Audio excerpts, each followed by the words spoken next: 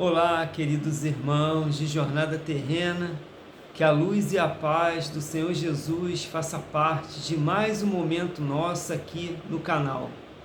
Em mais uma etapa do estudo do Livro dos Espíritos. É uma grande satisfação podermos estar juntos, hoje com a pergunta 28 em diante. Nós estamos tratando aqui do tema os elementos gerais do universo, espírito e matéria. Então vamos elevar o nosso pensamento ao Senhor da vida e rogar as bênçãos necessárias ao nosso trabalho. Senhor, que a Tua paz e a Tua luz se faça presente junto a todos nós. Os Teus mensageiros, esses espíritos amigos, nos envolvam, nos oriente da melhor forma possível, para que juntos possamos estudar em mais um momento o Livro dos Espíritos. Que a Tua paz e a Tua luz permaneça conosco, Senhor. Graças a Deus. Bom, meus irmãos, vou colocar o óculos aqui.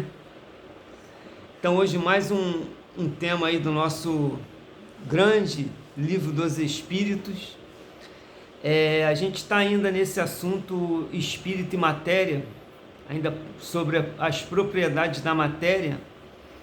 Muitas vezes as perguntas elas são muito próximas uma das outras, não é? Então, mas a gente precisa desse estudo, a gente precisa do estudo de todas as perguntas e respostas, para que nós possamos entender um assunto tão complexo para todos nós. E é por isso que o Kardec, ele às vezes faz uma pergunta até repetitiva, de forma diferente de outra que ele já fez, porque ele queria ter a certeza absoluta do assunto, para que nós possamos entender, como foi dito, uma coisa tão nova na nossa caminhada, na nossa existência, que é essa ciência espírita, não é? Que gera essa grande filosofia espiritualista, e que conforta muito os nossos corações, que faz com que nós nos reconheçamos como espíritos imortais. Então é isso aí, meus irmãos. Vamos aí para mais um estudo bacana, um estudo sério, não é? Mas de uma forma que a gente tenta a melhor forma possível, agradável. Então vamos lá. Pergunta 28. Pois que o espírito é em si alguma coisa, não seria mais exato e menos sujeito à confusão dar aos dois elementos gerais a designação de matéria inerte e matéria inteligente? Ou seja, qual é a pergunta do Kardec aqui? Bom, já que o espírito é alguma matéria, porque um nada não é nada, como nós vimos, não é? Se ele é formado de matéria, se ele existe, se ele ocupa lugar no espaço, se ele é uma realidade, e a matéria inerte, ela não tem inteligência como os nossos corpos, o planeta, a água, o ar, não é? Nós não poderíamos chamar matéria inteligente o espírito e matéria inerte todos os corpos do universo. E a resposta dos espíritos aqui: as palavras pouco nos importam. Compete-vos a vós formular a vossa linguagem de maneira a vos entenderdes. As vossas controvérsias provêm quase sempre de não vos entenderdes acerca dos termos que empregais, por ser incompleta a vossa linguagem, para exprimir o que não vos fere os sentidos. Então, veja só a resposta dos espíritos. Olha, o termo que você usar aí, que vocês usarem, está tudo certo. O importante é que vocês entendam o assunto, não é? E muitas vezes a confusão acontece justamente por a gente dar muitos termos diferentes e nós não temos uma linguagem adequada para classificar essas coisas, não é? A gente não tem uma linguagem adequada para classificar, não, essa aqui é a matéria do espírito, muito sutil. Essa aqui é a matéria do corpo espiritual, do perispírito. Essa aqui é a matéria bruta, Não tem. Então a gente coloca como tudo matéria, não é? Então é importante que nós tenhamos a condição de entender o assunto. Agora, como nós vamos chamar, isso pouco importa. E é isso que nós observamos. Existem muitos conceitos aí colocados pelos espíritos, muitos ensinamentos que outros povos já conhecem, com outros nomes. Por exemplo, o perispírito, que a gente está preparando um vídeo aí sobre o perispírito, o corpo espiritual. A gente sabe que todos os povos já conheciam e conhecem o corpo espiritual. Os egípcios, os hebreus, os romanos, os incas, todos, cada um deu um nome adequado a esse corpo espiritual, de acordo com as suas crenças, com seu conhecimento. Nós espíritas chamamos esse corpo espiritual de perispírito, capa do espírito, mas é uma coisa conhecida por todos, e assim acontece. Então essa falta de termos, de conceitos, de entendimento, gera uma certa confusão, mas é importante que a gente entenda. Agora, como nós vamos dar esse nome? Isso aqui é espírito, isso aqui é matéria. Se a gente entende, beleza, tudo certo. Essa é a recomendação dos espíritos, tá? Que a gente ficasse à vontade em classificar como nós gostaríamos. Mas o importante é que a gente entenda, pelo menos o básico disso aí. Então existe o princípio inteligente, que é o espírito, e a matéria inerte, é o que nós estamos tratando aqui, tá bom? E aí vamos um comentário aqui de Allan Kardec sobre essa pergunta e resposta. Um fato patente domina todas as hipóteses. Vemos matéria destituída de inteligência e vemos um princípio inteligente que independe da matéria. Ou seja, nós temos os corpos independentes de inteligência, não é? E nós vemos o princípio inteligente que não depende dessa matéria, que é o espírito, tá? A origem e a conexão destas duas coisas nos são desconhecidas. Se promanam ou não de uma só fonte, se há pontos de contato entre ambas, se a inteligência tem existência própria, ou se é uma propriedade, um efeito, se é mesmo, conforme a opinião de alguns, uma emanação da divindade, ignoramos. Elas se nos mostram como sendo distintas, daí o consideramos-las formando os dois princípios constitutivos do universo. Vemos, acima de tudo, isso, uma inteligência que domina todas as outras, que as governa, que se distingue delas por atributos essenciais. A essa inteligência suprema é que chamamos Deus. Então Allan Kardec coloca aqui, olha, se realmente todos esses pontos colocados aqui estão em dúvidas ou não, não importa tanto, não é? É motivo de pesquisa, de argumentação, de estudo. Agora, uma coisa é certa, ficou óbvio aqui, que o princípio inteligente é um, que é o espírito, e a matéria é outra.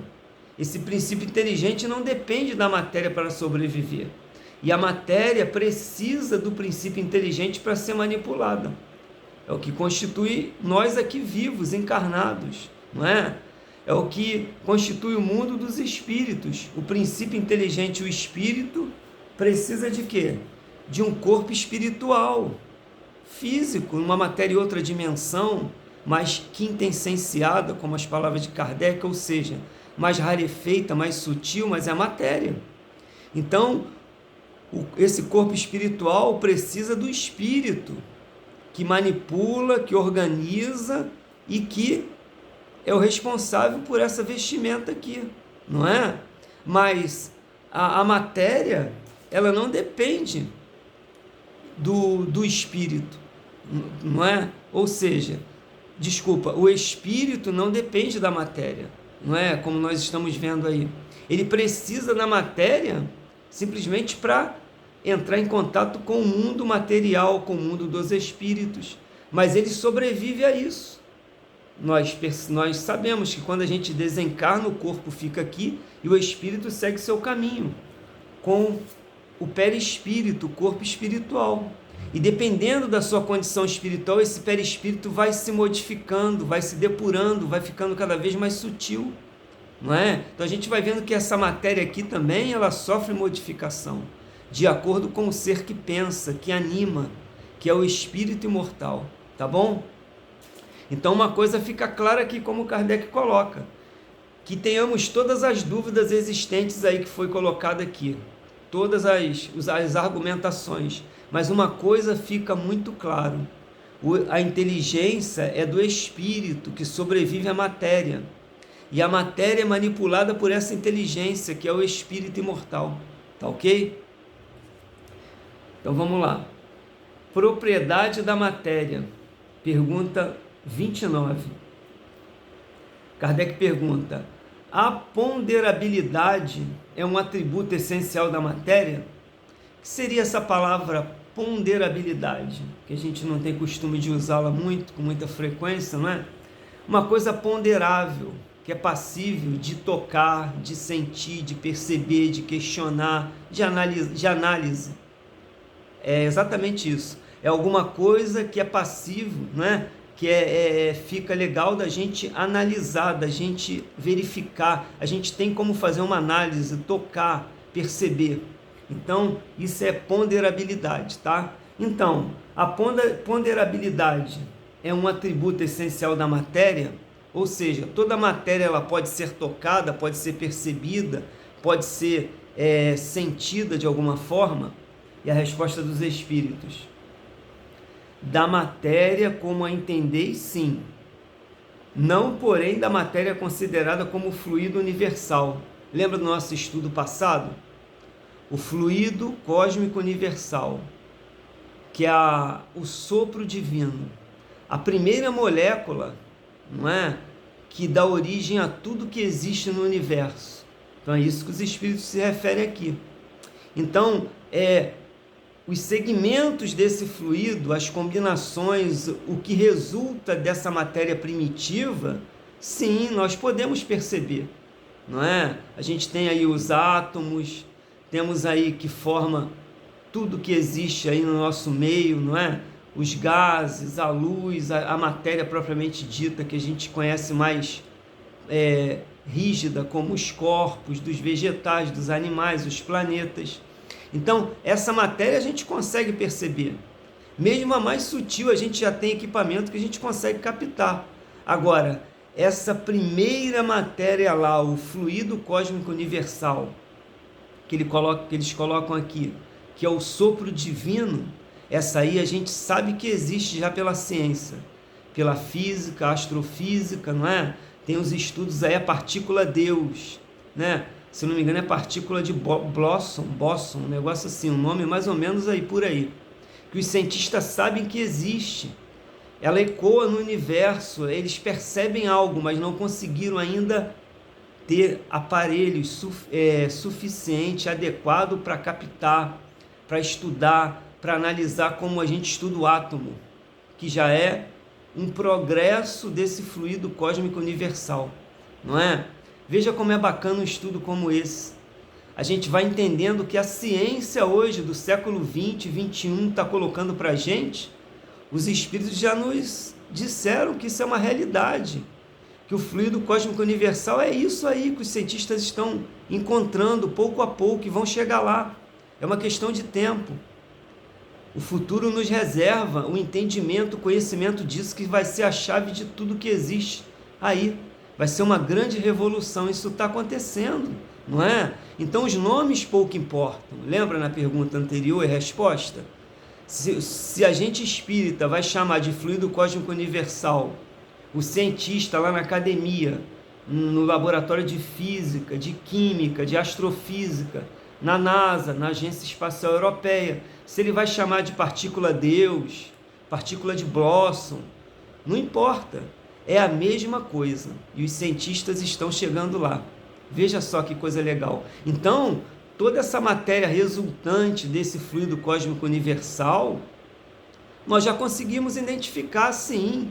Temos equipamentos aí que identifica, que separa. Vê, a própria radiação nuclear é a fusão do átomo ali, não é? Eles conseguiram mexer, manipular os átomos, núcleos, prótons, elétrons, núcleo, prótons, elétrons, não é? A divisão do átomo, a fusão que gera toda essa energia nuclear, que eu não sei exatamente como funciona, também a ideia aqui não é essa, não é? Só para que a gente tenha uma noção. Então a gente já consegue ter uma grande noção do resultado desse fluido cósmico universal lá na frente, que é a manipulação do átomo, que são todos os elementos aí primários, entre aspas, que deu origem a tudo, mas o primeiro elemento de todos, a gente não tem ainda condição de perceber, que é o fluido cósmico universal. Ou seja, a gente já percebe, os cientistas já percebem a existência dele, mas não tem o equipamento correto ainda para descrever, para analisar, como já foi feito com outros elementos aí. Mas chegaremos lá, não é mesmo? Então vamos lá, completar aqui. Então a ponderabilidade é um atributo essencial da matéria, como vocês entendem, sim. Porém, a matéria considerada como fluido universal, que é o fluido cósmico universal, a matéria etérea e sutil que constitui esse fluido, vos é imponderável, ou seja, ela não pode ser analisada ainda. Nós não temos condições, equipamentos, argumentos, ciência ainda para analisar profundamente essa matéria. Hoje não temos. Imagina isso aqui no século XIX, quando foi respondido em 1855, 1856, que foram respondidas essas perguntas aqui. O livro lançado em 1857, não é? Então, não tinha a menor condição. O átomo, nessa época aqui, ainda era um bloco maciço. A ideia que prevalecia, não é? Átomo, a menor partícula divisível, indivisível. Átomo significa isso. Então, por volta de 1850, 56, 57, ainda a visão que tínhamos do átomo é que era aquele bloco maciço, indivisível, que posteriormente, se eu não me engano, por volta de 1887, por aí, que um cientista começou essa divisão de núcleo, elétrons, prótons, não é? E assim vai. Aí posteriormente isso foi desmembrado. Então veja como os espíritos nos respondem que esse fluido cósmico universal, primário, primeiro, a gente não tem a menor condição nessa época de entender e ainda hoje não. Como a gente está vendo aqui, os primeiros estudos já apontam que ele existe, mas como ele se comporta, o que é, como é, não temos ainda essa definição, não é? Então a gente está vendo aí que a nossa ciência ainda é muito, muito primitiva. Aí continua aqui: nem por isso, entretanto, deixa de ser o princípio da vossa matéria pesada. Veja, não é que a gente não tem a condição de entendê-lo, de conhecê-lo, o fluido cósmico universal, que é a matéria primária, primeira de tudo, nem por isso ele deixa de ser a base de tudo que existe aí. Lembra do nosso estudo passado, que a gente deu um exemplo aqui da água, não é? Para que a gente entenda isso aqui, como funciona essa questão de fluidos, de modificação. Isso aqui é a água, hidrogênio e oxigênio junto da água, em estado líquido, 30 graus. Se nós aquecermos, vai virar vapor d'água, é gás, vapor, mas é água. Se nós congelarmos, 0 graus, ela vai virar cristal de gelo, rocha, não é? Cristal, mas é água. Se a gente separar esses gases, teremos hidrogênio e oxigênio. 2 partículas de hidrogênio e uma de oxigênio. Se a gente acrescentar igual 2 de oxigênio e 2 de hidrogênio, nós teremos água oxigenada. Veja, assim funciona a questão de fluidos, os elementos do universo. É simples assim. Para a gente é complicado, mas é muito simples para essas inteligências que coordenam a vida. Esses engenheiros siderais como Jesus e muitos outros, que trabalham a serviço de criar, construir mundos. São os artistas que pegam barro e modelam o vaso, a escultura. O que é o barro? São os elementos do universo criados por Deus. E eles trabalham esses mundos, esses planetas. É o nosso destino. Veja que coisa legal, veja que coisa bacana, não é? Isso é o que nos aguarda, meus irmãos. Então, mesmo ela sendo tão sutil, essa matéria primária ou primeira, o fluido cósmico universal, ela é a base de tudo que existe aí, não é mesmo? Então vamos aqui, na próxima, pergunta número 30. A matéria é formada de um só ou de muitos elementos? Veja como Kardec rodeia na mesma ideia, não é? De novo a mesma pergunta, de forma diferente. A matéria é formada de um só elemento ou de muitos? E a resposta dos espíritos: de um só elemento primitivo, que é o fluido cósmico universal. É o sopro divino, não é? Os corpos que considerais simples não são verdadeiros elementos, são transformações da matéria primitiva, o fluido cósmico universal, não é? Então veja, o que a química nos diz? Que existem corpos simples, como oxigênio, hidrogênio, carbono e outros, não é? E esses corpos já não são simples, eles são modificações do fluido cósmico universal. Da mesma forma que a água sofreu modificação simplesmente por temperatura. Ela virou vapor, voltou ao estado líquido e virou cristal de gelo. Mas temperatura média e temperatura negativa. Simplesmente pela temperatura nós modificamos o estado de líquido, sólido ou gasoso da água. Assim são esses elementos que a química, a física nos diz que são elementos simples, mas que na verdade já são modificações, né? União de elementos primitivos do fluido cósmico universal, que vai se modificando através de gravidade, de pressão, de temperatura e outras forças que existem no universo, certamente que nós ainda não conhecemos. Então essas forças, controladas por essas inteligências siderais, elas vão moldando esses fluidos e dando origem a tudo aí que existe. É fantástico isso, não é, meus irmãos? E aí a gente lembra daquele ensinamento da Gênese lá, antigo, da igreja, não é? Com todo respeito à igreja, mas a Bíblia ao pé da letra, não é? A Gênese, que o Senhor criou em 6 dias e descansou no 7º. Faça-se a luz, a água, a terra, os animais marinhos, os animais terrestres, as estrelas, o sol e assim vai. E a gente está vendo aí que coisa fantástica. E a ciência hoje nos mostra que o universo continua em expansão, em criação. O Hubble, telescópio Hubble, que foi os nossos olhos no espaço, desvendou imagens fantásticas para a humanidade, berçário de estrelas, aquele aglomerado de poeira cósmica, é o fluido cósmico universal sendo trabalhado, dando origem a estrelas, a planetas, a humanidades. Eu fico até emocionado quando eu falo essas coisas, me desculpe. É tão maravilhoso isso. Nossa, a gente vê um Criador tão grandioso, mas tão grandioso, que a gente sente muito orgulho disso. Do que um Deus que fica lá num trono, criando as coisas com uma varinha mágica, não é? Colocando os justos à direita, quem errou para a esquerda, o pecador para o inferno, e céu, enfim. Então a gente vai vendo que estudo legal, que estudo bacana.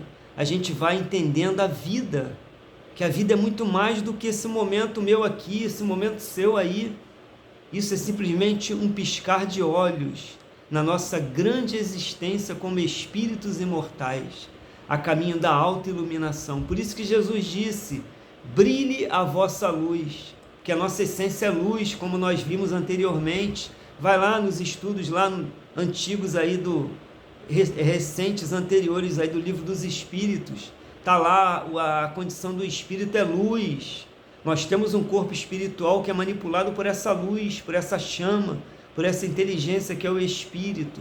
Veja, isso a gente vai entendendo com um estudo como esse, não é, meus irmãos? Isso é fantástico. E aí tem outra pergunta aqui de Kardec 31. De onde se originam as diversas propriedades da matéria? De novo, ele vai quase na mesma questão, não é? De onde vêm essas inúmeras propriedades da matéria? São modificações que as moléculas elementares sofrem por efeito da sua união com certas circunstâncias. Veja, o que a gente comentou ainda agora. Esse fluido cósmico universal, ele vai sendo trabalhado, vai sendo modificado por inúmeras circunstâncias, entre elas aquelas que a gente conhece, que é temperatura, pressão, gravidade, força, atração, velocidade, então, e outras que nós ainda não conhecemos. Tudo isso vai modificando esses elementos e vão se aglomerando essas moléculas modificadas e vão dando origem a tudo que existe por aí. Veja que coisa fantástica. É como a física, a geologia nos explica, a astronomia, não é? A geologia nos explica aí o surgimento do planeta Terra, que veio aquela massa incandescente com todos os elementos ali.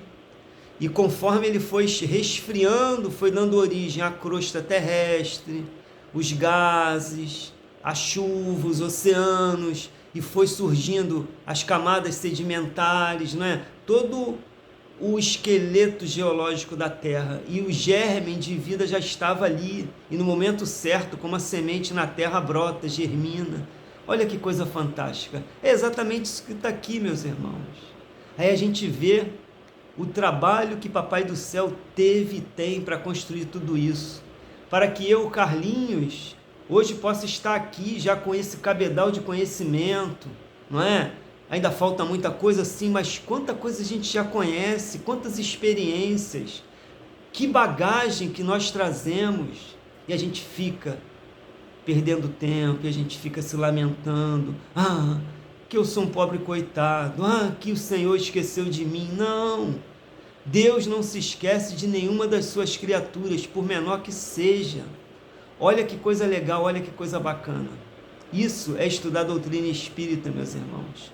Agradeço imensamente aí a companhia dos senhores e senhoras por esse momento, muito gratificante, muito legal, não é?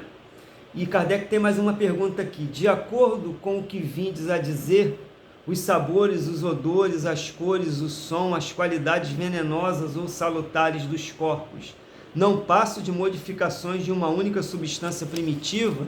Ou seja, bom, então, como você está falando aí, tudo que existe não passa de modificação de uma substância única. Os diferentes sabores, as cores, os odores, tudo. O veneno, a coisa boa, tudo, não é? Essa é a pergunta de Kardec, a resposta dos espíritos. Sem dúvida, e que só existe devido à disposição dos órgãos destinados a percebê-las. Veja, interessante, não é? E nós só conseguimos percebê-las devido aos nossos órgãos. E realmente, como nós conseguimos identificar as cores? Graças à nossa visão, não é? Que faz ali uma difração nos raios do sol, que já contém as cores, e nós, dependendo do objeto que ela reflete, nós absorvemos aquele feixe de luz, na cor azul, na cor vermelha. Os paladares, de acordo com as nossas glândulas salivares, não é? De paladar que a gente sente. Tanto é que se a gente botar alguma coisa na boca e tiver anestesiado, a gente não sente nada disso. Veja, então tudo vai dos órgãos que nós temos para identificar, da modificação desses elementos que sofreram, mas tudo, exatamente tudo, vem do fluido cósmico universal. E aí Kardec coloca aqui um comentário em cima disso. A demonstração desse princípio se encontra no fato de que nem todos percebemos as qualidades dos corpos do mesmo modo, enquanto que uma coisa agrada ao gosto de um, para o outro é detestável.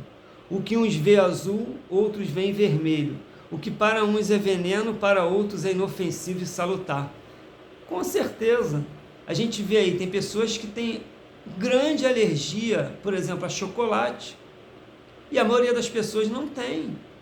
Tem pessoas que têm uma grande alergia a frutos do mar. Se comer um camarãozinho, vai para o hospital, está arriscado morrer. Conheço pessoas assim. Outros comem camarão todo dia, já faz parte até da cultura deles, ali de onde mora. Percebe? Então, cada organismo é suscetível de sensações em acordo com o momento que está. Mas que todas essas substâncias, elas são simplesmente modificações de um elemento primitivo, que é o fluido cósmico universal.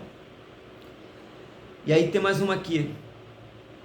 A mesma matéria elementar é suscetível de experimentar todas as modificações e de adquirir todas as propriedades? De novo, praticamente a mesma pergunta, não é?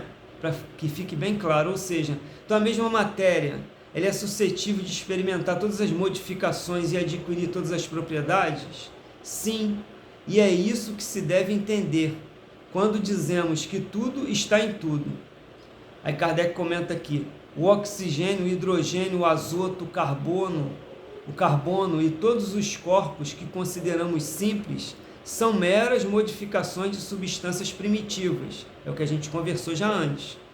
Na impossibilidade em que ainda nos achamos de remontar, a não ser pelo pensamento, a esta matéria primária, esses corpos são para nós verdadeiros elementos e podemos, sem maiores consequências, tê-los como tais, até nova ordem. Ou seja, pela nossa ignorância, a gente acha, né, que esses corpos são primitivos, são os elementos primários. E aí as pesquisas novas hoje da ciência e a doutrina espírita já nos diz que não, isso aqui é uma grande modificação de algo primário, primitivo, que é o fluido cósmico universal. Vamos parar por aqui hoje, para a gente não estender muito tempo o nosso estudo, não é, meus irmãos? E um rápido comentário aqui com relação a tudo isso que a gente conversou aqui. Olha, a partir de agora, a gente consegue entender o mecanismo do passe da casa espírita, de uma cura, não é? A gente vê que a cura não é um milagre. A pessoa foi lá na igreja e as pessoas fizeram uma oração e ela saiu curada, foi no médico, fez um novo exame, aquelas células doentes regrediram. Isso não foi um milagre, isso foi uma manipulação de fluidos. Como a gente está vendo, tudo que existe é manipulação de um elemento primário, que é o fluido cósmico universal. Esses espíritos magnetizadores, se isso aqui veio disso, isso aqui poderá ser modificado disso. Percebe? É assim que funciona. É como se a gente tivesse aqui uma grande massa de pizza boa, limpinha, fresquinha, fermentada, e aqui uma pizza de 2 dias na geladeira, só que ela criou um bolinho de mofo nessa região aqui, né? Aqui. Criou um bolinho de mofo nessa região aqui. O que acontece comigo? Eu vou lá e tiro essa região danificada da massa, pego um bolinho de massa bom e encaixo aqui. Não ficou boa a massa? Não ficou legal? A grosso modo, tá? Para que a gente entenda. É exatamente isso que acontece numa cura espiritual. Quando o médium está orando, dando passo na igreja, o pastor, o padre, o médium, o sacerdote, o paranormal, seja quem for, ele está agindo ali assessorado pelos espíritos magnetizadores, que conhecem isso, não é? Então eles fazem essa transfusão energética, essa manipulação de fluido. Eles retiram elementos ruins aqui do perispírito e enxertam elementos sãos, elementos bons, saudáveis. Isso reflete onde? No corpo físico. Percebeu? Como um estudo como esse, nós conseguimos entender rapidamente, não profundamente, como com técnicas, com uma linguagem científica, não, mas de uma forma prática, nós aprendemos hoje o mecanismo do passe. Como lá na igreja do titio, do vovô, a pessoa ficou curada. Ou acelerou a sua cura, porque ela está tomando remédio. Mas incrível, a taxa de infecção estava tão alta, e depois daquele culto, a taxa reduziu quase que nada. Por quê? Não deu tempo, o médico falou, não deu tempo do antibiótico fazer esse efeito. Alguma coisa, aconteceu um milagre. Não, não foi milagre. Foi a manipulação de fluidos, dos espíritos que trabalham naquela igreja no momento da oração, dos espíritos que trabalham lá naquele templo, naquele centro espírita, naquele grupo de oração, naquele quarto da pessoa orando, enfim. Por isso a necessidade de orar, de acreditar, de construir em nossa mente aquilo que nós queremos no nosso corpo físico. Percebeu? Porque nós faremos essa troca energética. E Kardec diz na Gênese que o passe é a transfusão de uma molécula malsã, ruim, para uma molécula sã, boa, pelos benfeitores espirituais, pelos espíritos, trabalhadores da luz. Que Deus nos abençoe, muita paz, muita saúde para você e para sua família. Gratidão por tudo. Graças a Deus, que assim seja.